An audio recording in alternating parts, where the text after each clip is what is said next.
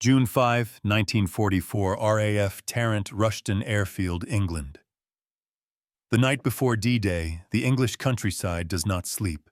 Engines hum in the distance like restless thunder, and the air is thick with the smell of oil canvas and rain.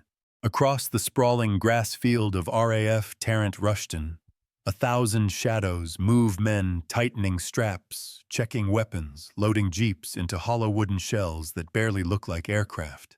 Inside glider number 24, Lieutenant Walter "Red" Crandall runs his gloved hand along the curved interior wall. It feels soft, not like metal, but fabric stretched over a frame of spruce and steel tubing. If a man sneezes too hard in here, he mutters, "we'll fall out of the sky." His co-pilot, Staff Sergeant Jim Talley, gives a crooked grin as he buckles in. "Relax, Red. She's a beauty. Just don't remind her she can't fly on her own."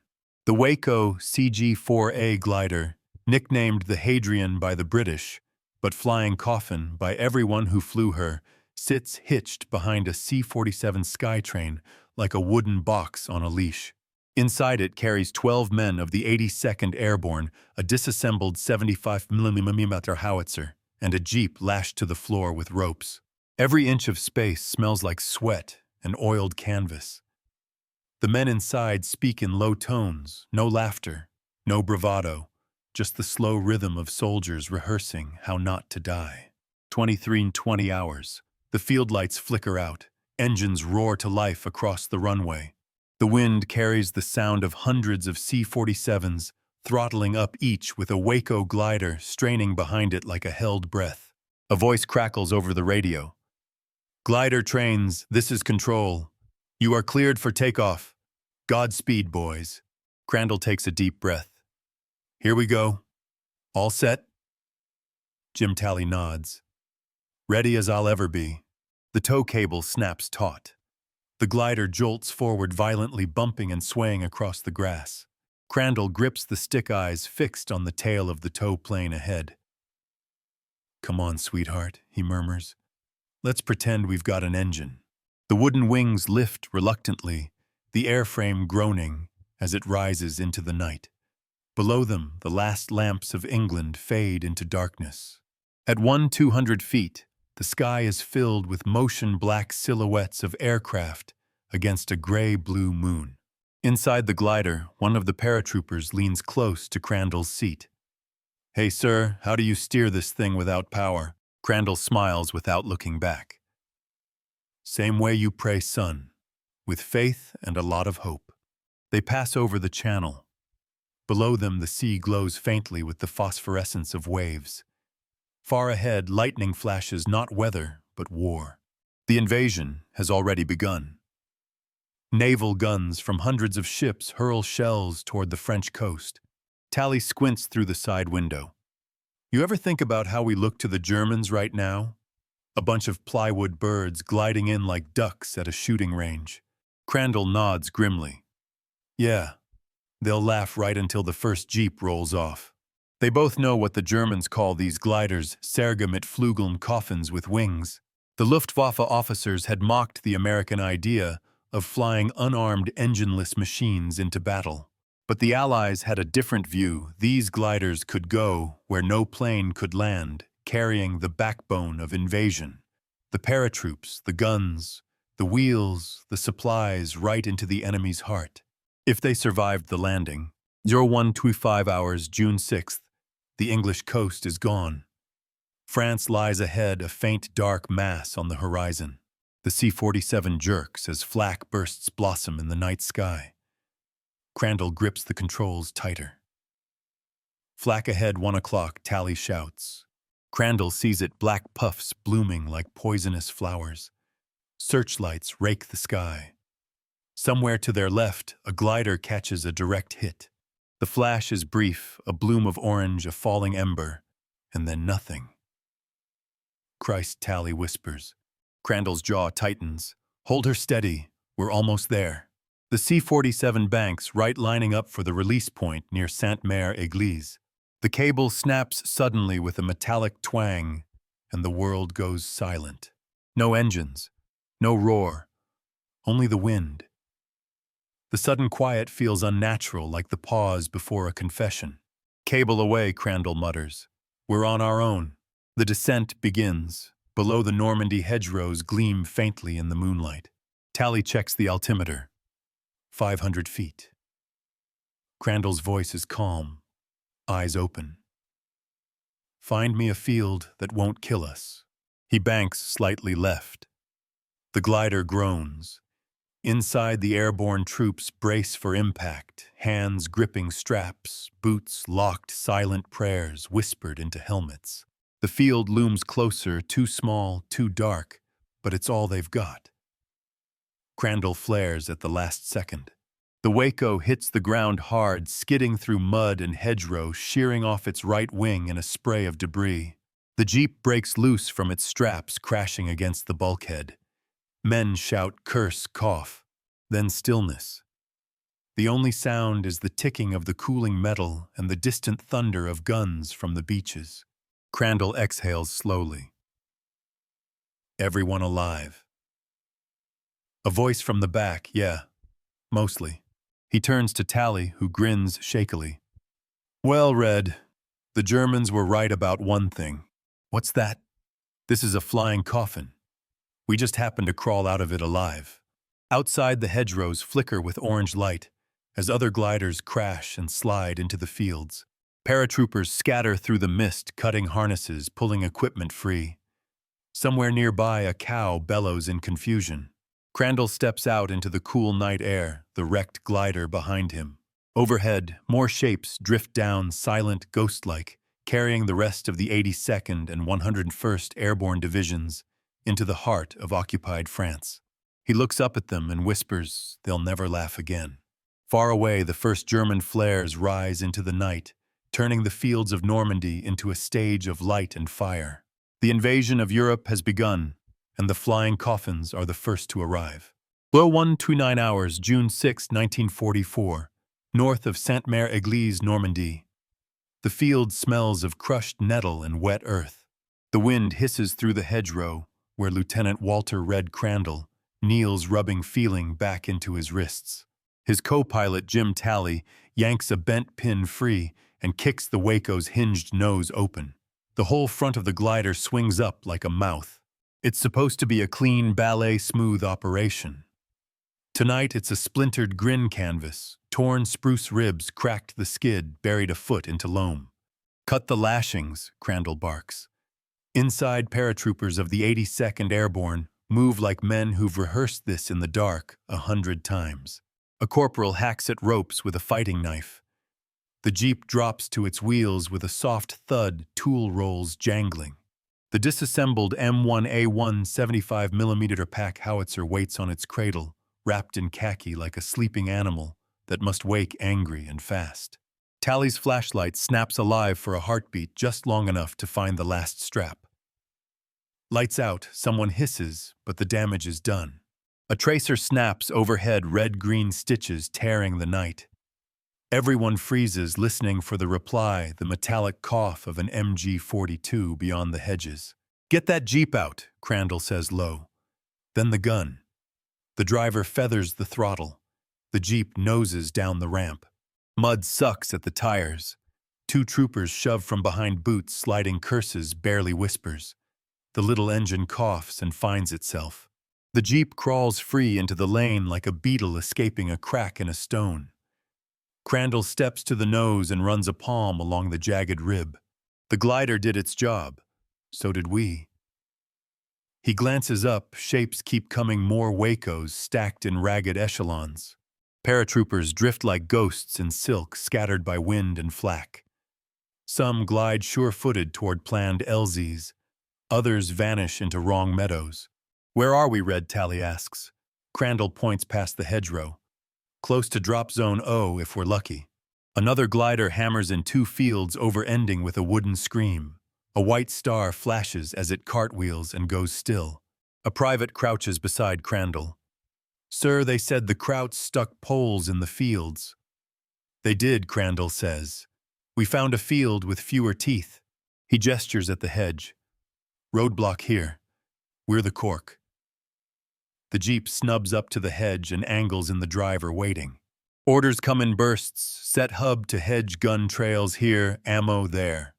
The pack howitzer clanks and blooms into a weapon under practiced hands. Someone whispers, "Ready, Red." He nods at Tally. Back to the wreck. Grab the first aid roll. They jog to the Waco. A trooper sits in the cargo well helmet, canted, breathing too fast. A splinter of spar sticks out of his sleeve. Blood, dark and tacky. "I can fight, sir," he insists. "You can bleed and shoot," Tally answers. "Different things." He binds the arm. From the hedgerow lane comes the grind of something bigger than a jeep. Crandall lifts his head. Traverse 10 degrees left. Wait for the nose. The half-track ghosts into the lane, blackout slits glinting. German voices carry clipped and certain. The 75 barks. The first round hits short. The second sings against armor. The third punches home and the vehicle blossoms orange. "Displace," Crandall snaps. "Trail left 30 yards, move." The crew shoulders the gun, crab-walking it behind thicker hedge. They weren't supposed to hold a road alone. Doctrine said gliders land in waves. Doctrine didn't promise flak, nor wind, nor scattered men across 10 miles. Tally ducks as tracers rake the field. Far off, a glider rides a shallow angle that looks wrong until it snags a pole and scythes apart. Silence spills back after the tearing. Radio Crandall asks. A sergeant lifts a chewed stub of antenna. "Dead." He points south. "Flash message, Sainte-Mère-Église is in our hands if we keep this lane closed." Crandall claps Tally's shoulder. "Then we close it." They rig the Waco for scuttle-rip panels, splash a jerry can to deny use. Crandall kicks the jammed wheel twice in disgust. Sir Tally says quietly, "They'll say we crashed." Crandall smiles. On a night like this, those are the same word. Flares float down in slow, obscene grace. The light makes every leaf a blade. He sees other crews, other landings, courage reshaped by wind. The lane answers with voices and boots. Crandall signals. The jeep eases forward through a gap. At the Y-junction, a horse cart blocks the shoulder, its animal gone harness still warm. The cart is full of cut poles, Rommel's asparagus. Crandall tips the cart. Poles spill across the road. "Barricade," the driver says. "Not bad, sir." "Not bad," Crandall agrees. They build their roadblock sandbags. Poles, a shutter. A farm gate that won't stop anything, but says this is ours. The 75 goes hull down behind it. The first German patrol rounds the bend, 5 men careful. The leader lifts a hand to hail with authority. The jeep's 30 cal churns. 2 men fall, the rest dive. The 75 speaks once. The lane becomes a place you don't stand in. The hedgerow answers with rifle cracks. A grenade tumbles and thumps. Tally kicks it back. It pops mid-air with a flat bark. "Ammo," the gunner yells, and the bandaged trooper hauls canisters. He is not out of the fight. No one is. Dawn begins behind the hedge. Utah Beach guns walk fire inland. Tracers look embarrassed in the gray. A runner arrives panting. Message from the 505th. Hold the lanes, link up by 7 armor to follow. He grins. "You boys flew that." Crandall nods. "Long enough to get here." The runner laughs. "Then keep teaching the Krauts aerodynamics." Tally reloads the jeep gun. "You hear that? What the sound of a flying coffin opening a road." Crandall allows himself a small smile. Somewhere Germans are still laughing at plywood, at canvas. They will laugh until the first Sherman noses past this barricade and the first 75 starts talking in daylight. A whistle pierces the hedge 2 notes sharp. More boots in the lane. The second round is coming bigger, angrier. Crandall lifts his hand, feels the tremor, denies it with will. "Set fuses quick," he tells the crew. They're bringing a gun. On the far bend, a barrel snouts into view, stubby shielded Pac 38 silhouette against the paling sky. "Here we go," Tally says. Crandall breathes once, steady. "On my mark." 04:37 hours, June 6, 1944, just south of Sainte-Mère-Église. The hedgerows have turned gray as dawn crawls up from the sea. The sound of surf is gone, replaced by artillery, deep pulsing, endless. Crandall squints through mist at the far bend of the lane. There he whispers, "Pak gun, range 200 yards, hull down, infantry on both flanks." Tally crouches beside him, feeding another round into the howitzer. "We hit the shield first, maybe we scare the crew." Crandall's tone hardens. "We don't scare them, Jim. We bury them."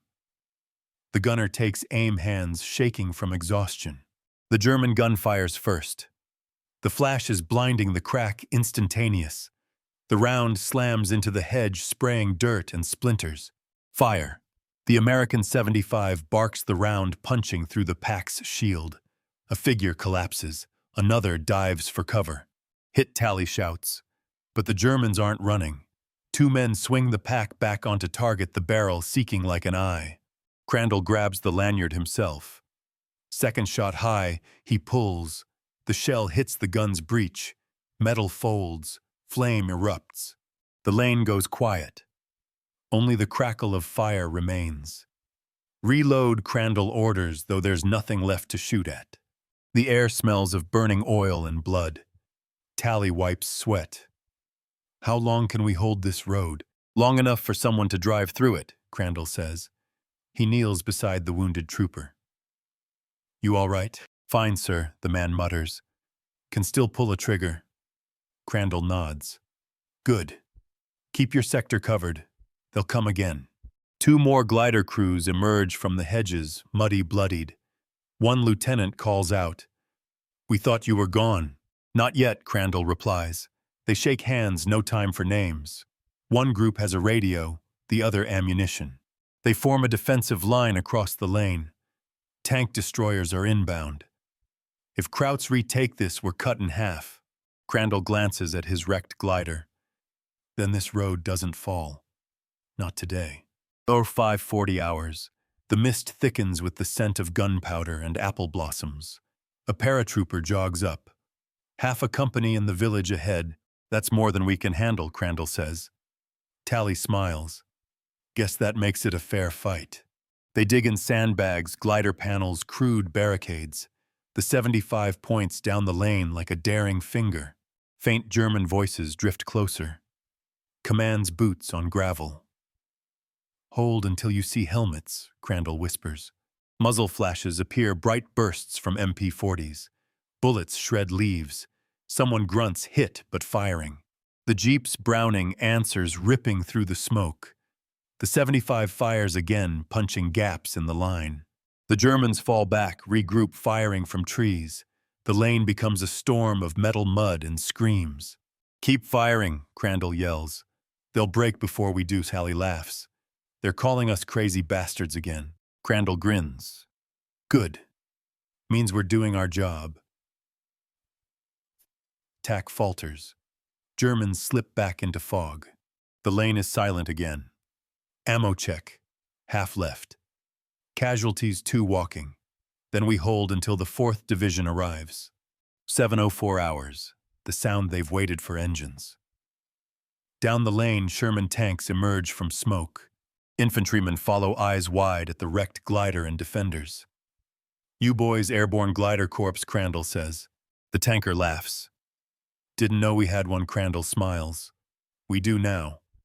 The tanks rumble past, crushing the half-track wreck. They watch the steel beasts roll toward the heart of France.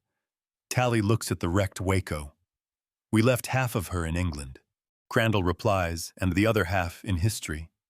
The sun climbs, turning mist gold. Across the fields, more gliders lie scattered, some intact, most splintered. Men haul supplies, carry wounded, build aid posts. From the air, it would look like chaos. On the ground, it's something else, a strange order born from courage and improvisation. The flying coffins have done what no one believed possible, delivering war right into the enemy's backyard. Crandall wipes grime from his face, looks east toward Carentan and mutters, "Let's see them laugh now." October 1943, Akron, Ohio, United States. Before Normandy, there was the quiet rhythm of industry. The hum of drills, the rasp of saws, the scent of varnish and sweat. At the Waco Aircraft Company plant, hundreds work side by side. The war has turned America into a nation of builders. Here, they build something that barely looks like an airplane. Rows of wooden ribs hang from the ceiling like whale bones. Women hammer fabric onto frames with tiny brass nails. The result looks fragile, laughable, a winged box without engine or armor. A visiting officer frowns. This thing's going to carry a jeep. The foreman nods. And 13 men, sir, all the way to France. The officer scoffs. Looks more like a damn kite.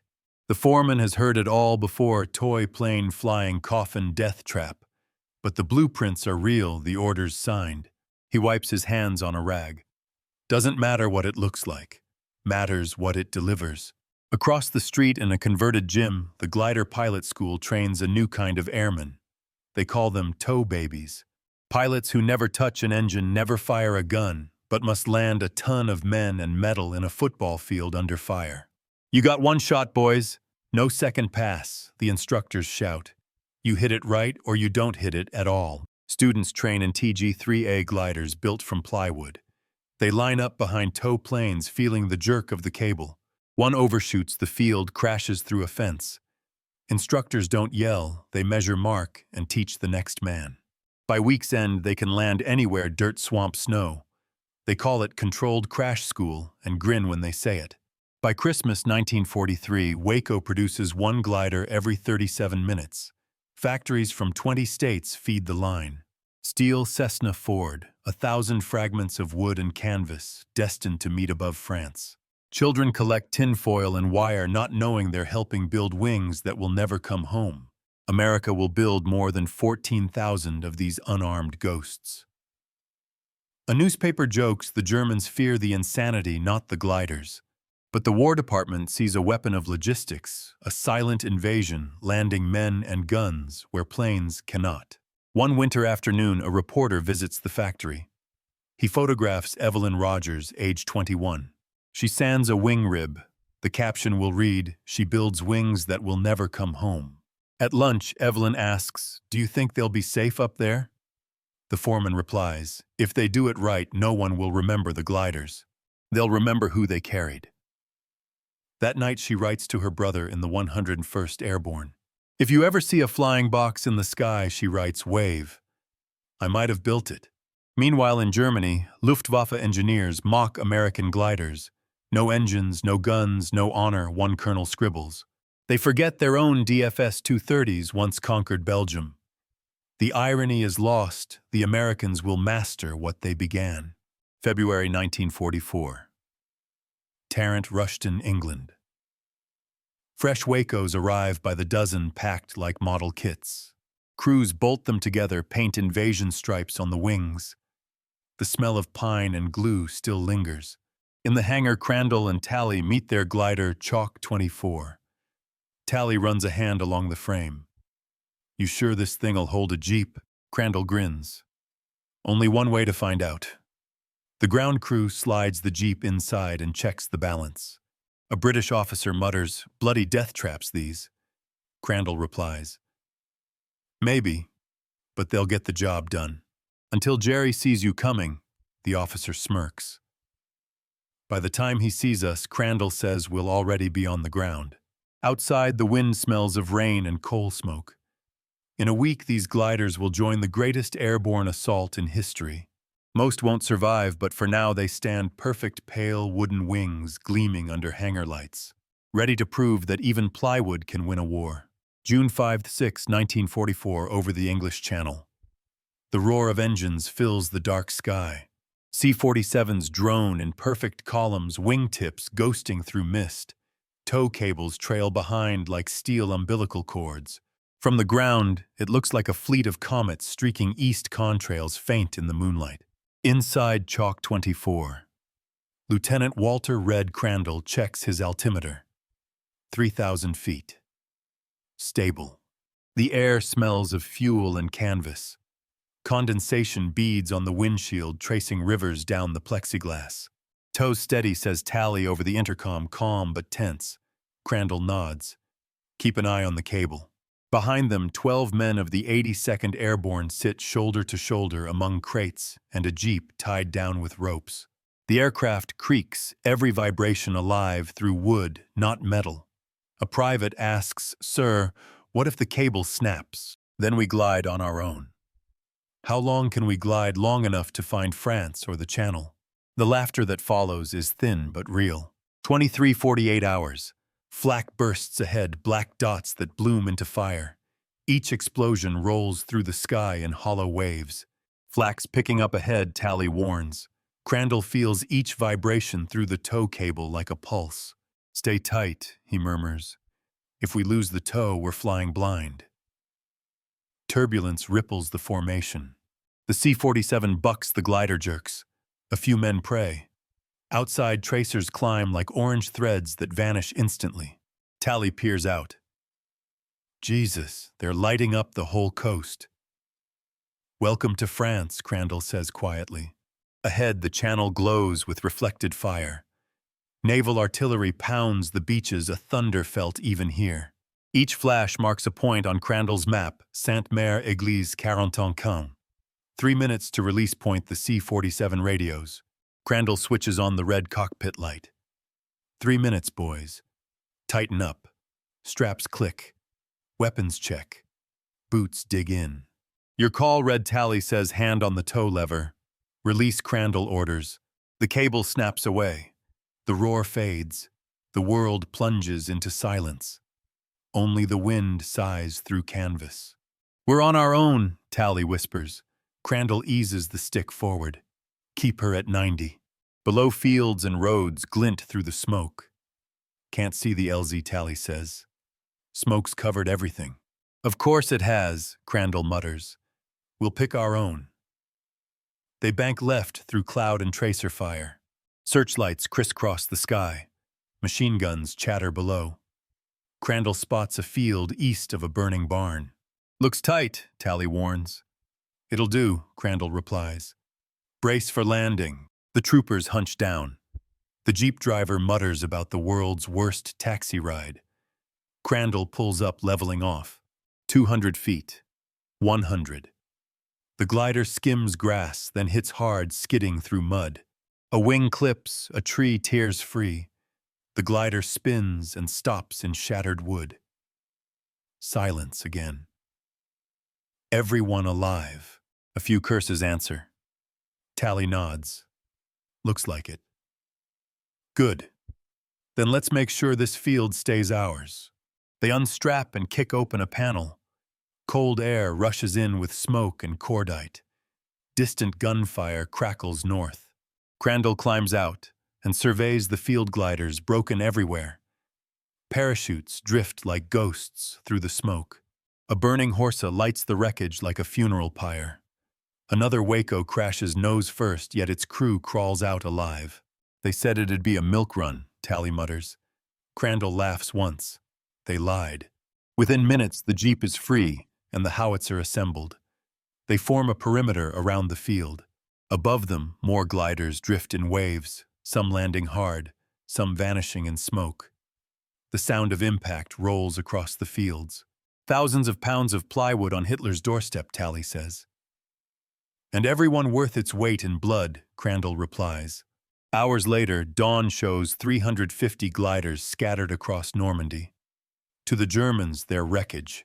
To the 82nd and 101st Airborne, they're the start of freedom's road inland, a road paved with wood and audacity. For now, the pilots crouch in mud beside their broken craft, listening to the distant thunder of the sea. The invasion has begun. June 6, 1944. Dawn creeping over Normandy's bocage. By sunrise, Sainte-Mère-Église looks like a museum of destruction. Gliders lie across hedgerows like matchsticks after a tantrum, wings ripped, noses, buried tails, twisted. The mist smells of pine gasoline and burning lacquer. For Crandall and Tally, dawn means proof of survival. They've spent the night crawling between wrecks, gathering scattered troopers and glider crews. With the first streaks of gold through smoke, the battlefield scale reveals itself, dozens of Wacos and Horsas, some intact, most shattered. The flying coffins did their job at brutal cost. Down the lane, Crandall kneels beside a crashed glider nose buried in a hedge. Its chalk number 47 still visible under mud.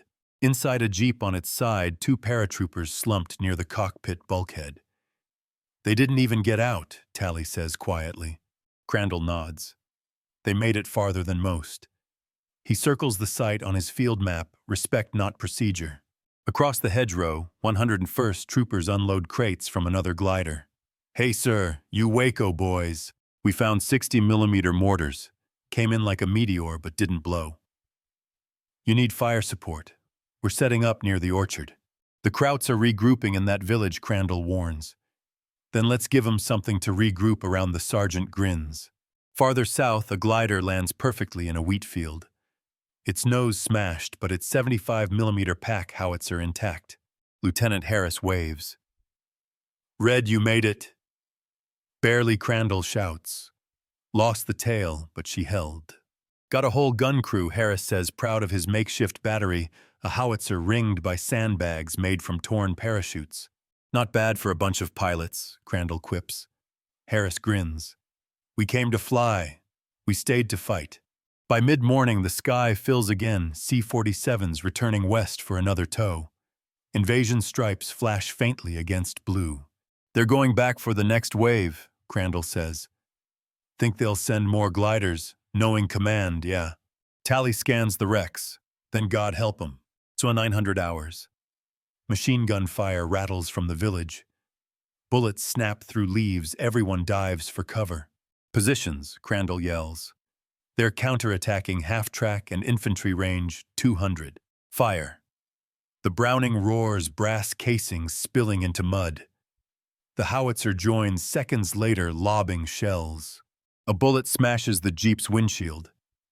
They're bringing a gun up, Lay Smoke, Crandall orders.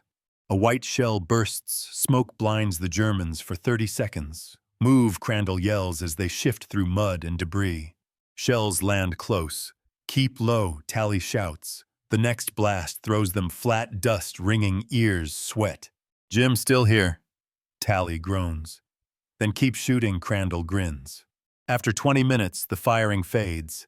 They're falling back, a sergeant reports. Didn't expect us here. Crandall leans on the hedge chest, heaving. That's the idea. Tally lights a shaking cigarette.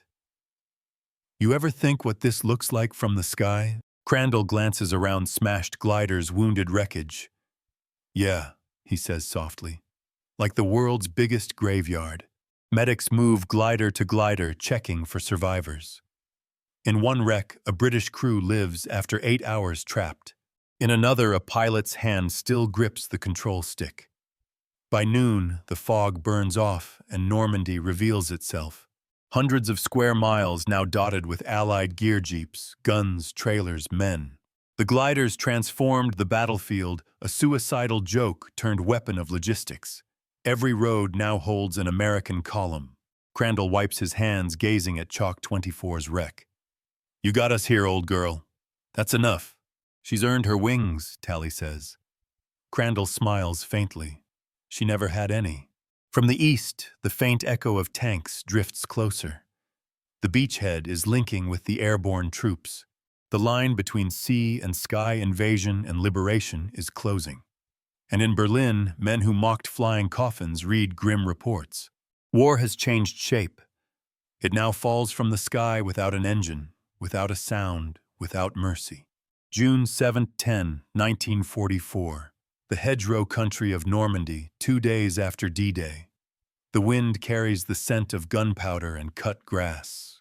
Normandy's hedgerows, so beautiful from the air, so murderous from the ground, now hide ghosts of both armies.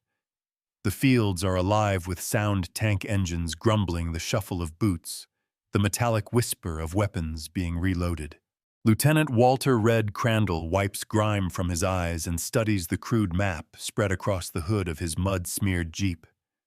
The paper is damp, creased, almost unreadable. Ink runs where rain has kissed it, turning the lines of rivers and roads into blots of confusion. Which way to Carentan, Jim Tally asks, crouching beside him with a cigarette clenched in his teeth. Crandall traces a trembling finger across the map. That way if the Krauts haven't mined it yet. Tally snorts. They've mined everything but the sky. Crandall folds the map, tucking it into his breast pocket. Then we'll take the sky with us. He gestures toward a nearby glider wreck that now serves as a field aid station. The wooden ribs, once part of a wing, form an impromptu shelter where medics work by lantern light. The smell of ether and blood hangs thick in the air. The flying coffins have become hospitals now. Farther down the road, Lieutenant Harris's gun crew is still operating their salvaged 75mm pack howitzer. The barrel glows faintly red from use. Piles of spent shell casings glitter like dull gold in the mud. Message from Division A runner yells, sprinting up the lane. Hold positions until the 4th Armored gets through. They're bogged down outside Carentan. Crandall exhales slowly. That's our cue to stay alive. Tally smirks. Not our strong suit. Never was. They move to reinforce Harris's position, stacking crates of ammo and shoring up sandbags. The enemy is regrouping again, small probing attacks that test the Allied lines. Somewhere beyond the hedgerows, machine guns chatter and mortars thump. But the rhythm feels different now. Less fury, more fatigue. The Germans are learning that every hedgerow they defend is another coffin they build for themselves. At noon, the first American tank column arrives. The lead Sherman call sign Lucky Lady rolls into the lane with a sound like thunder over gravel. Its commander, a burly Texan with dust on his face and a cigar clamped in his teeth, waves down to Crandall. "You the flyboys who landed in these boxes," he calls. Crandall nods, shading his eyes. "That's us." The tanker grins. "Heard about you fellas on the beach. Hell of a way to travel." Crandall smiles back. Hell of a way to arrive. The two men shake hands through the open hatch, the handshake bridging air and armor, the two halves of an invasion finally joined. "Where do you want us?" the tanker asks. "Up that lane through the orchard. There's a ridge overlooking the village. Good spot for your gun. You boys coming?" Crandall pats his Jeep's hood. "We didn't come this far to watch." The column moves forward, gliders and jeeps weaving behind tanks that churn the mud into rivers. Overhead, Allied aircraft streak low, hunting German convoys retreating toward the interior. The sky is loud again, but this time it sings in an American key. As they advance, the terrain changes. Fields give way to orchards, orchards to open farmland. Burnt-out vehicles dot the road, the smell of rubber and flesh mingling into a stench no one speaks about. At the crest of the ridge, the Sherman halts. Below lies Carentan, a cluster of rooftops and smokestacks. German troops are withdrawing across the far bridge, their black uniforms stark against the green marsh. "Range 800, the tank commander calls. "Load, he." The gunner fires. The shell whistles downrange, exploding in the center of a German truck column. Flames leap skyward. The second shell finds a half-track. The third collapses the bridge. Crandall watches the scene unfold with grim satisfaction. That's for the boys who didn't make it off the field. Tally mutters, "Guess the flying coffins are still haunting them." June 9th, evening. Rain returns soft but relentless. The men dig in near a farmhouse that now serves as a command post. Inside, the walls are covered with maps pinned under bayonets and coffee cups. A field radio crackles with updates from Omaha and Utah Beach news, of progress losses, names of towns liberated, and men lost. Crandall leans against the window frame, watching the rain slide down the glass. "Feels like we've been here a year." Tally chuckles, lighting another cigarette. "Only 3 days, but I think my soul aged 20. War'll do that." They both fall silent, listening to the distant thunder of artillery. In the courtyard, mechanics work under ponchos trying to salvage parts from wrecked gliders. A sergeant holds up a section of the wing spar, its surface riddled with bullet holes. "You know what this wood is?" he asks a young corporal. "No, sir." "Spruce. Oregon spruce. Stronger than it looks. Grew in peace, died in war." He tosses the piece into a pile, just like us. Later that night, Crandall visits a nearby field where rows of glider wrecks lie side by side. their fabric covers flapping in the wind like burial shrouds. Someone has stuck makeshift crosses into the ground, using broken struts and control rods. A medic walks beside him, whispering, "We've marked what we can, but half of them burned. Hard to tell who's who." Crandall nods.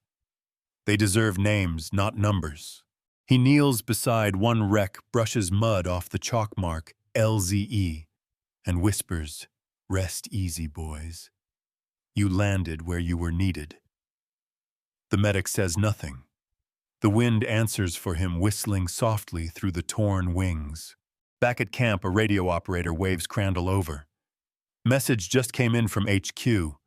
They're pulling glider crews back to England once replacements land. New mission coming, something called Market Garden." Crandall raises an eyebrow. "Already? Yep. North this time, Holland. Bigger drop. Daylight." Tally groans. "Daylight. That's suicide." Crandall smirks. So was this. He looks east where lightning flickers faintly beyond the clouds. Guess the Coffins aren't done flying yet. Before dawn, Crandall sits by the fire writing a letter home on the back of a map. His handwriting wavers with fatigue. "Dear Helen, we made it to France. They said this machine couldn't fly. They were right, it fell, but it fell in the right place. Tell the boys at the factory they built something stronger than steel. They built belief, and belief carried us here." He folds the letter carefully, tucks it into his pocket, and stares into the dying fire. Above the glow, the wooden ribs of a glider lean against a tree, silhouetted against the dawn. For a fleeting second, they look like wings again. September 17th, 1944, 9:30 hours. Over Belgium, inbound to the Netherlands. The morning sun glints off thousands of wings. The sky is filled with sound, a low, constant roar that drowns out thought. Below, fields and canals slide past like a patchwork quilt. Above, the horizon trembles with motion. This is not one invasion, it is 3 airborne armies in flight. From the cockpit of his Waco glider, Lieutenant Walter Red Crandall can hardly believe what he sees. Dozens of C-47 Skytrains tow gliders in pairs, a sky full of silver beads connected by invisible strings. Each carries soldiers' jeeps, anti-tank guns, and even small bulldozers. Tally leans forward in his seat, squinting. "You ever seen so many damn wings in your life?" Crandall grins. "Not since Judgment Day." They're part of Operation Market Garden Field, Marshal Montgomery's audacious plan to seize bridges across Holland and punch a corridor straight into Germany. For the first time, the glider force won't land at night. This time, they're coming in daylight in full view of the enemy. It's madness.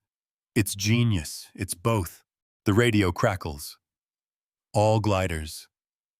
This is Lead 1. Altitude 2,000 feet. Approaching Eindhoven sector. Prepare for release in 3 minutes. Crandall taps the instruments. Check cable tension. Tally nods. Stable. Toes steady. Behind them, 14 men from the 101st Airborne's 327th Glider Infantry Regiment sit with their gear. Their faces are set, some stoic, some whispering prayers, one man humming, "Bless 'em all," under his breath. A jeep sits mid-cabin, its tires strapped and its hood tagged with chalk. Next to it, crates marked 57mm at gun handle with care. Rattle with each vibration. Crandall looks over his shoulder. "All right, boys. When we hit dirt, remember there's no taxiway, no tower, no second chance. You're landing in the middle of Jerry's front yard. So smile for the neighbors." Someone chuckles nervously. Tally checks the horizon. 2 minutes. "Roger." Crandall reaches down, feeling the slight tremor in the control stick. The air smells like oil sweat and expectation. He looks left and right, endless lines of gliders stretching toward the horizon. It's like watching an entire nation take flight. Ahead, flak bursts bloom black against the clear sky. The formations begin to weave. Flak. 11 o'clock, Tally shouts. Crandall banks slightly following his tow plane's evasive movement. The glider lurches its wooden frame, groaning in protest. Smoke trails spiral past. Somewhere off to the left, a glider takes a direct hit. The nose disintegrates, mid-air pieces spinning away like confetti. Christ Almighty, mutters one of the airborne men. Crandall doesn't flinch. Eyes forward. Hold steady. The C-47 ahead rocks side to side the signal. Release. Tally grabs the lever and pulls. The cable snaps free. The engine noise vanishes. Silence floods the cockpit. Glider away, Crandall says softly. Now only the rush of wind. Below them, Holland unfolds flat fields, shining rivers, red-roofed villages. And in the distance, the dark streak of smoke rising from the front lines. Target LZ in sight, Tally calls out. Looks clear. Crandall adjusts the trim. Keep her at 95. Through the windshield, they can see other gliders circling down like swans, graceful even in their descent. The illusion lasts only seconds. Then flak erupts again, not the high black puffs from before, but bright orange bursts from the ground. Light guns, damn it, Crandall curses. They've got 20 millimeters on the fields. Tracer fire laces the air around them, ripping holes in the fabric wings. The glider shudders but holds. 200 feet, Tally calls. Pick a field. Closest one's got cows, then we're having steak for dinner. The glider drops fast, the hedgerows rushing up to meet them. Crandall levels off just in time, the skid touching grass with a heavy thud. They roll, bounce, and slam through a fence. The Jeep's chains rattle loose. Brakes. Tally yells. Working on it. The glider slides another 50 yards and stops in a shower of dirt. The impact knocks the breath out of everyone, but the fuselage holds. Crandall opens the cockpit hatch, blinking in the sunlight. The air smells of earth and gunpowder. All around, gliders are landing, some smoothly, others exploding on impact. Men tumble out, cutting straps, shouting orders. Clear the cargo, Crandall barks. The Jeep roars to life and rolls out, followed by troopers hauling the anti-tank gun. Tally climbs out after them, stretching his back. So this is Holland. Crandall shields his eyes, scanning the horizon. Flat as Kansas. Let's hope it's friendlier. The landing zone is chaos, hundreds of gliders scattered across open fields, tow ropes coiled like snakes, parachutes draped over trees. The air vibrates with the hum of engines as more waves approach. A British officer from the 1st Airborne Division jogs up, saluting with a grin. Bloody fine landing, Yank. You all right? Crandall nods. We're good, you. Lost 3 on the run-in, but most made it. Arnhem next. Crandall frowns. You sure it's secure up there? The Brit smirks. Monty says it's a walk in the park. Tally mutters, yeah, a park full of tigers. They share a grim laugh. By noon, the field is a fully functioning supply base. Jeeps roll out in convoys, anti-tank guns are dug in, and engineers begin clearing debris. The first radio message comes in: bridge at Sun taken intact. Eindhoven secured. Proceed north. Crandall exhales. We're ahead of schedule. Feels wrong, doesn't it, Tally says. Yeah. Too quiet. He's right. To the north, beyond the villages of Nijmegen and Arnhem, the Germans are already regrouping, bringing up armored divisions, heavy flak, and reinforcements. For the glider crews, Normandy's chaos is beginning to look like mercy. As the sun sets over the Dutch fields, Crandall looks back at his glider. The wings are tattered, the nose splintered, but the machine has done it again, one more impossible delivery completed. He turns to Tally. Think they'll ever build something tougher than this? Tally smirks. Yeah. A wooden coffin with wings. Crandall grins. Good thing we brought ours. September 18th to 20. 1944. The Netherlands. Morning fog sits heavy over the Dutch lowlands. Windmills turn lazily in the distance, their blades cutting through the mist like the hands of an unseen clock. The roads are lined with tall poplars, their roots sinking into ground already scarred by artillery. Lieutenant Walter Red Crandall leans against his jeep, the Waco's wreckage behind him, a reminder that their wings have again become firewood. The air smells of wet grass and smoke. Across the field, Staff Sergeant Jim Talley refuels the jeep from a jerry can, muttering, "We came to fly, and now we're truck drivers again." Crandall smiles faintly. That's the plan. Deliver, survive, improvise. They're deep in Holland now, part of the 101st's push toward Eindhoven and beyond.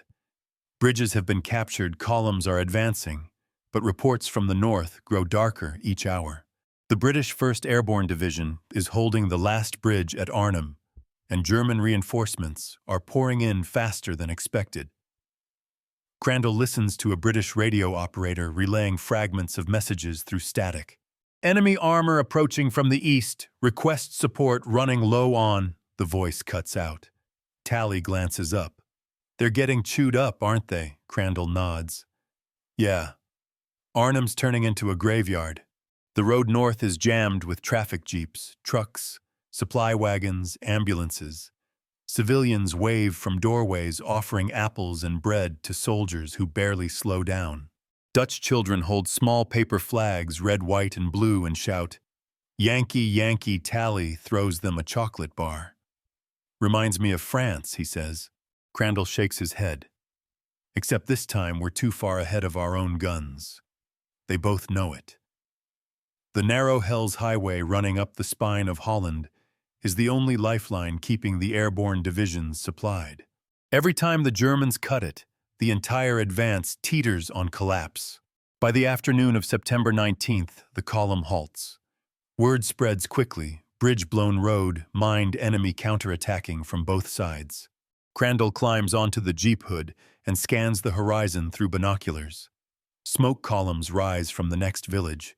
The sound of gunfire drifts back with the wind, short, controlled bursts mixed with the deeper thump of mortars. A captain jogs past, shouting, "All units dig in. We're holding until sappers clear the bridge." Talley sighs, tossing his cigarette. "Another day, another foxhole." "Grab a shovel," Crandall replies. "The war's still hiring." They dig along the roadside, the soil damp and heavy. To their right, glider infantry set up machine guns among the ditches. To their left, engineers crawl along the bridge under sniper fire, cutting wires, disarming mines, and praying they don't find one the hard way. See that, Talley mutters, watching a jeep with a broken axle being hauled into the ditch. Half these rigs were flown in by guys like us. Now they're dying in the mud. Crandall stabs the shovel into the earth. That's what we were built for, one-way trips. A roar breaks through the stillness, the distinctive rumble of diesel engines. "Panzer," someone shouts. The first German armored car crests the hill beyond the bridge, its cannon swiveling toward the roadblock. Behind it, infantry in gray fan out along the ditches. "Positions," Crandall yells. Machine guns open up, stitching the road with tracers. The jeep's Browning hammers away, shell casings bouncing off the hood. Crandall crouches behind the wheel while returning fire with his carbine. The armored car fires a flash, a concussion that shakes the ground. The round hits short, throwing dirt and smoke into the air. Talley, the bazooka, on it. Talley shoulders the tube, steadies his aim. The first rocket whooshes out, trailing smoke across the field. It hits the car's front plate and ricochets. "Damn it, low reload." The second round flies true, slamming into the side turret.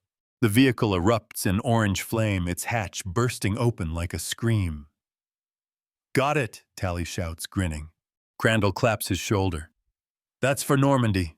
The infantry fall back under covering fire. The counterattack breaks, leaving behind wrecks and the faint echo of retreating boots. When silence finally returns, it's broken only by the hiss of the burning Panzer. Crandall slumps against the jeep, wiping soot from his face. "That makes 3 times we've been called crazy this month." Talley grins weakly. "We keep proving them right." He opens a ration tin and hands Crandall half. "Think the brass will ever learn gliders aren't just disposable?" Crandall takes a bite, chewing slowly. "No. but history will. That night they camp near the wrecked bridge. Rain begins again, soft at first, then steady. The fire sputters under it. Across the river, the horizon flashes artillery pounding Arnhem. Through binoculars, Crandall can see faint explosions lighting the clouds. The distance makes it seem unreal, like a thunderstorm that never moves closer. Tally says quietly, "They're still up there. The Brits, holding out." Crandall nods. "And we're still down here hoping we reach them before they run out of everything." He sets the binoculars down. "You ever think about what this war's made of?" Jim Tally looks puzzled. "What do you mean?" "Wood, steel, blood, and belief. We build something fragile, then ask it to carry the weight of the world. The gliders, the men, they all break the same way. But sometimes breaking is the only way to deliver." Tally stares at the fire. "You sound like a preacher." Crandall smirks. "Nah, just a pilot with splinters in his hands." September 20th, 15 Osro hours near Nijmegen Bridge. A messenger arrives on a motorcycle splattered with mud. Arnhem's cut off. Reinforcements stalled. Command says hold this line at all costs. Crandall glances at Tally. "All costs, huh?" Tally shrugs. "They already bought the gliders. Guess we're the rest of the payment." They stand side by side watching the endless line of trucks crawling up the highway toward Nijmegen. The road looks like it stretches straight into the mouth of war itself. Crandall takes a deep breath, feeling the wooden flight stick that still hangs from his belt. A souvenir from Chalk 24, its handle worn smooth by sweat. He murmurs, "Let's finish what we started." Rain falls in fine, cold sheets over the Dutch town of Arnhem. The wind smells of smoke and iron carrying the sour tang of burning rubber. What began as Operation Market Garden, a triumph of airborne audacity, has turned into a siege, and the bridge too far now stands as both prize and tomb. From a command post south of the Rhine, Lieutenant Walter Red Crandall listens to the distant thump of artillery, his jaw tight. Each blast from across the river is another heartbeat of the trapped British 1st Airborne Division. They've been cut off for days, running low on ammo, water, and luck. Crandall leans over a map lit by a flickering lantern. The bridge is circled in red pencil, the surrounding terrain scrawled with desperate notes. Snipers in church tower, panzers sighted, road impassable. Tally sits nearby, rubbing warmth into his hands. "We're supposed to be an airborne link-up," he mutters. "We're digging graves instead." Crandall doesn't answer. He stares at the map a moment longer, then looks up. "Orders from Corps just came down. We're to attempt resupply drops at Dawn Food Ammo Medical. Gliders if we can get 'em." Tally frowns. "Gliders. In this weather, that's suicide." "Yeah," Crandall says quietly. "And so is waiting." September 22nd, 05:45 hours. Fog blankets the fields south of Nijmegen. Ground crews roll battered Waco CG-4 gliders into line, patched, refueled, and painted with invasion stripes still streaked with Holland's mud. These are the same coffins that survived Normandy, repaired and recycled for another impossible task. Crandall checks the straps holding the cargo inside his assigned glider crates of 303 ammunition, plasma bandages, and tins of biscuits. In the corner, a wooden crate marked Medical Priority rests beside a Red Cross flag. A mechanic taps the fuselage. "She'll hold together, Lieutenant." "Maybe." Crandall smirks. "That's all I ask." Tally adjusts his harness, muttering, "I miss England already." "Hell," Crandall replies. "I miss Kansas." The tow plane throttles up. The cable goes taut. The glider lurches forward, wheels bouncing across wet grass, then lifts into the gray dawn. Above the Rhine, the air is chaos. Flack blossoms black against the clouds, shrapnel raining like steel hail. Parachutes from earlier drops drift downward, many caught by the wind and carried miles off target. Crandall grips the control stick tightly. The cockpit rattles with each near miss. Steady Tally yells. "Hold course," Crandall shouts back. The tow plane banks sharply to avoid fire yanking the glider sideways. The wings flex, groaning in protest.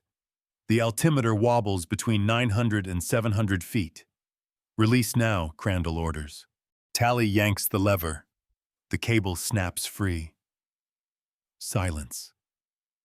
For a moment, the glider seems suspended in the void, a wooden prayer between heaven and earth. Then gravity takes over. Crandall noses down toward the riverbank, squinting through smoke. There's the bridge. Below Arnhem is burning. Whole city blocks glow orange. The bridge itself is black with smoke, its steel frame buckling under constant shell fire. "Landing zone's a mess," Tally warns. "We've got wrecks everywhere, I see it." Crandall jerks the stick, dodging a falling parachute that flaps across their windshield. "We'll put her down near that embankment. Trees, I see them." The glider scrapes through the top branches, tearing off a wingtip. The landing skid hits mud with a shriek of metal. They bounce once, twice, and slam to a stop near a ditch. Both men gasp, alive but shaken. "Cargo intact," Crandall croaks. Tally checks quickly. "Mostly." "Then let's move." They cut straps, push open the nose section, and shove crates out onto the embankment. The air smells of cordite and decay. Somewhere ahead, automatic fire rattles close. A British soldier waves from the next street. "Oi, Yanks!" This way, Crandall and Tally haul the Red Cross crate between them, ducking behind rubble as bullets whip overhead. They follow the soldier through what used to be a cafe, now reduced to broken glass and plaster.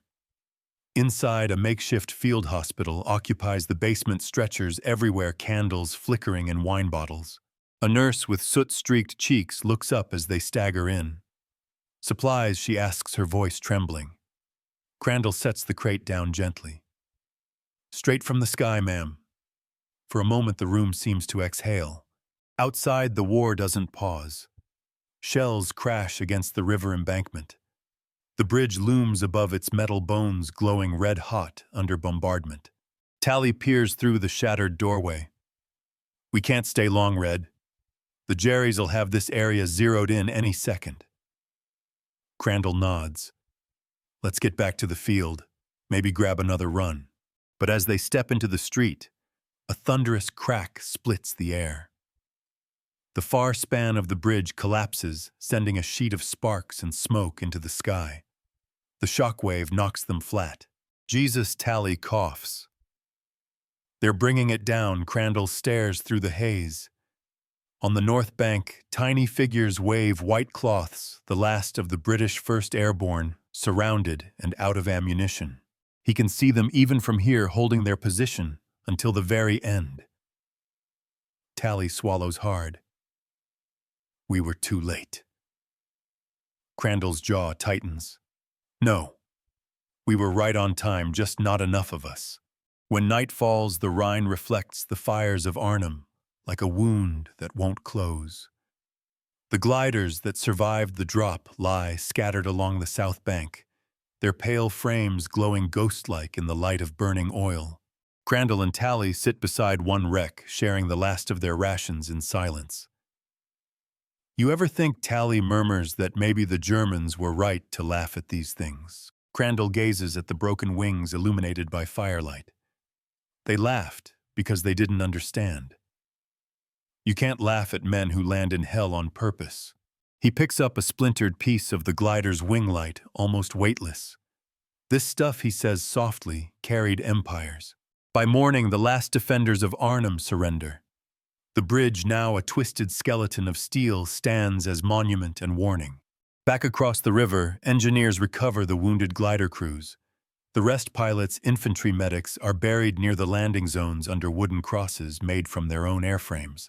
When Crandall and Tally climb aboard the truck bound south, neither speaks. Through the rain-streaked window, Crandall watches as the fields of Holland fade behind them, littered with thousands of pale, broken wings that gleam in the dawn like the bones of fallen birds. In the end, The Waco gliders delivered more than men or guns. They delivered belief across rivers, across nations, across impossible odds. And though Arnhem fell, their silence had already changed the sound of war forever.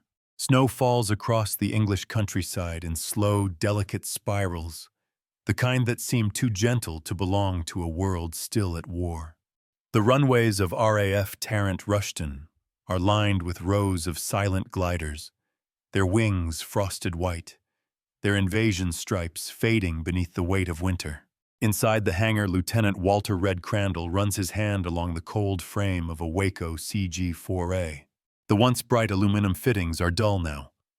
The wood creaks softly under his touch, as if remembering every crash and landing. He looks older than the summer before, thinner, quieter, with a scar along his jaw that wasn't there when Normandy began. Staff Sergeant Jim Talley enters behind him, stamping snow from his boots. "They say she's done," he mutters. "All of 'em." Crandall nods. "Yeah. Command's grounding the whole glider corps. No more operations." Talley gives a short, humorless laugh. "Guess we outlived our own invention." Across the hangar, crews dismantle gliders with the same precision they once used to build them. Riggers unbolt wings, stack tail sections, and fold the fuselages into crates for scrap. Each hammer strike echoes like a nail in a coffin. Crandall watches one of the ground crew pause over a painted name, Evelyn's Wings, stenciled on the side of a glider. The young man hesitates, then wipes the name away with a rag. "Don't feel right, sir," the mechanic says quietly. "Feels like erasing someone." Crandall answers softly. She already flew her war. Later in the mess hall, the remaining pilots gather for what passes as a wake. A gramophone plays faint swing music. It scratches louder than the notes. Tin cups of tea steam in the cold. On one wall hangs a map of Europe covered in pins, each color marking a drop zone, each pin a story. A captain stands raising his mug, "To the men who landed where no plane could land." The room answers as one to the gliders. They drink in silence. Each man lost in memory of the roar of the tow plane, the sudden silence of release, the crunch of landing, the smell of smoke and cordite. Someone begins humming softly, a tune borrowed from the paratroopers. "We'll meet again, don't know where, don't know when." The voices join low and rough. Outside, the snow thickens. A supply truck rumbles past the hangar, its headlights cutting tunnels through the storm. The driver salutes as he goes by. On the trailer behind him, two dismantled Wacos lie side by side under a tarp like brothers at rest. Talley lights a cigarette, watching the truck vanish into the dark. "They're sending them to scrap yards," he says. "Air Ministry wants the wood for construction." Crandall snorts. "Imagine that a glider turned into someone's roof." "Better than burning in a hedgerow," Talley replies. "Maybe." Crandall looks up at the rafters, but they deserve to stay in the sky. The next morning, orders arrive. Both men are reassigned to supply transport duty, a quiet job ferrying cargo across liberated France. It feels anticlimactic, like being told the war will finish without them. They pack in silence. Crandall folds his flight jacket carefully, tucking a small piece of wood inside a fragment of Chalk 24's control stick. As they leave the hangar, he pauses at the doorway. The glider's wings catch the morning light frost shimmering along the ribs. For a heartbeat, it looks alive again. "See you in the next war, sweetheart," he murmurs. Talley glances over.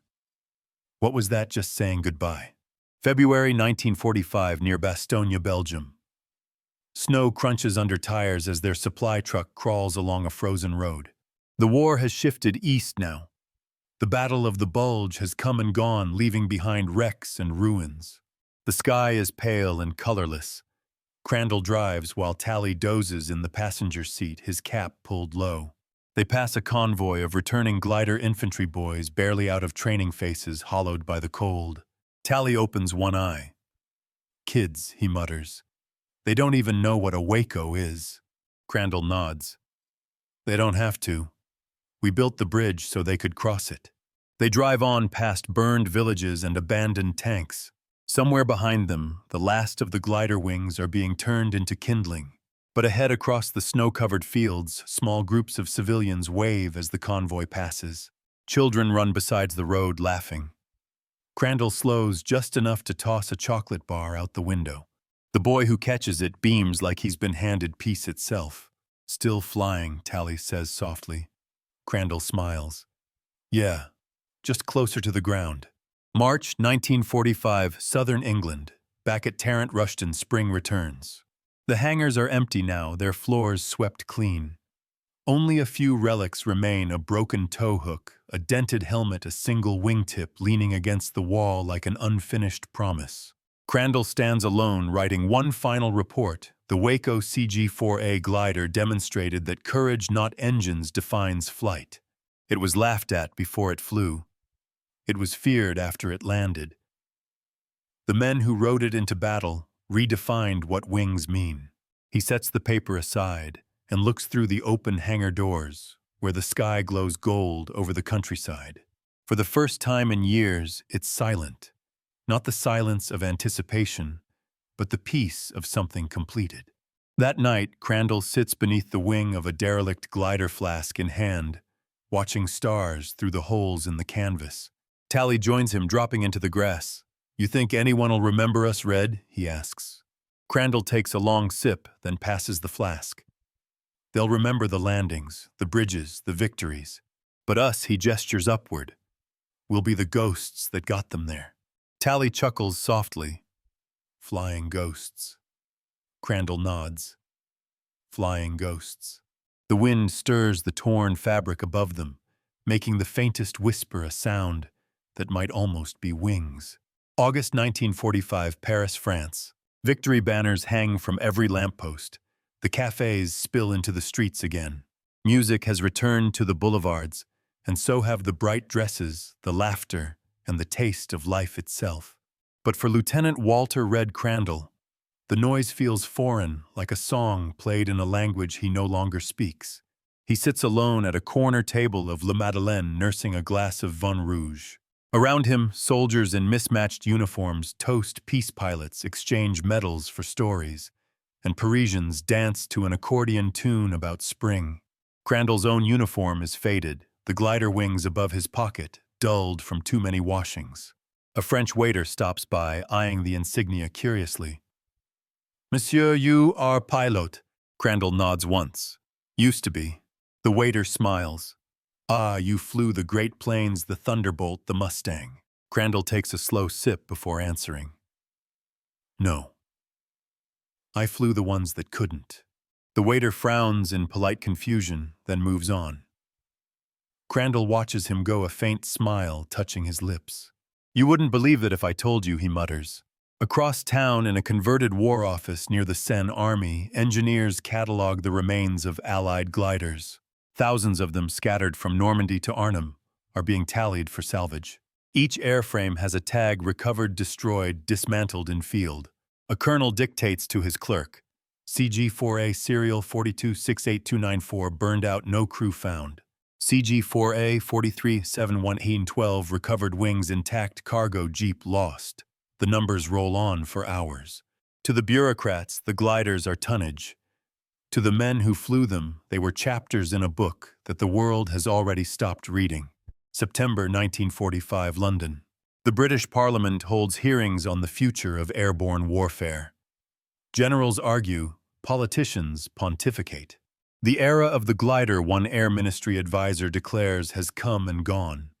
Engines win wars, not plywood. A lone MP objects, perhaps. But plywood carried the engines where they needed to go. The chamber falls silent for a beat, then moves on. In a museum basement not far away, a single-horse glider is being restored for display. The curator runs his fingers along the repaired fabric, whispering to the young volunteer beside him. "Handle her gently." She landed D-Day, carried men who didn't come back. Outside, Londoners walk past the museum without a glance, their thoughts already on the future: jet engines, atomic power, the new age of flight. October 1945, Normandy, France. The hedgerows have turned green again. The wreckage has been cleared, the fields replanted, the scars hidden under the quiet rhythm of farming. But near Sainte-Mère-Église, one glider still lies half buried in earth, its frame blackened but recognizable. Children play around it now, climbing on its broken wings as if it were a playground. Their laughter echoes where once men had shouted and died. An old farmer watches from his gate, pipe in mouth. "Don't touch the front," he calls to them in French. That's where the heroes sat. He's told this story 100 times, about the night the sky rained wooden birds, about the soldiers who crawled from their wrecks and freed his village before dawn. He keeps a piece of the glider's nose inside his house, polished and mounted on the wall, beside a faded photo of his younger self shaking hands with an American lieutenant. Underneath the photo, the inscription reads, "To Monsieur Fournier, who fed us when the world was on fire." Red Crandall and Jim Talley, 82nd Glider Course. The farmer still touches it every morning before he goes to the fields. Winter 1946, United States. The war is over, and the Waco factory in Ohio hums again, but not with gliders. Workers now build tractors, lawnmowers, car parts, tools of peace. The walls still smell faintly of varnish and canvas. Evelyn Rogers, once the girl who sanded wing ribs, now runs the front office. A reporter from Life visits, notebook in hand. "You were part of the glider program," he asks. She nods. "We built thousands. Do you ever think it was worth it?" Evelyn looks up at the factory floor where sunlight filters through dust. "Every time I see a photo of those landings, I know it was." The reporter scribbles. "What happened to the gliders afterward?" She smiles faintly. "Most of them stayed where they landed. They weren't meant to come back." March 1946, Arlington National Cemetery. A ceremony unfolds beneath a pale blue sky. A small crowd gathers before a marble monument, engraved with wings and the simple words, "To the glider pilots of World War II, who flew without engines and landed in glory." Crandall stands among them, his uniform pressed but threadbare, a single row of ribbons above his heart. Talley is beside him, hat in hand. Neither speaks. When the bugler begins, taps, Crandall closes his eyes. The notes drift upward, soft as the sound of wind over canvas. For a moment, he's back in the cockpit, the vibration of the tow line, the flash of flak, the impossible quiet after release. He can almost feel the weightless glide again, that perfect fleeting second before gravity takes hold. He whispers, "We flew as far as we could." Talley answers softly, "And we landed where we were needed." As the crowd disperses, Crandall lingers. A child runs up to the monument, pointing at the carved wings. "Daddy, what kind of airplane is that?" The father smiles. "That's not an airplane, son. That's a glider." "What's a glider?" The father thinks, then says, "It's a plane that flies without power. Just courage." The boy nods as if that explains everything. Crandall smiles, tipping his cap. Smart kid. Later that evening, as twilight settles over the Potomac, the last rays of sun catch on the monument's stone wings, turning them gold. The light lingers there for a long time before fading into the quiet. The world moves on, but somewhere in the fields of Normandy, the orchards of Holland, and the memories of men who dared the impossible, the flying coffins still rest their silence as eternal as their flight.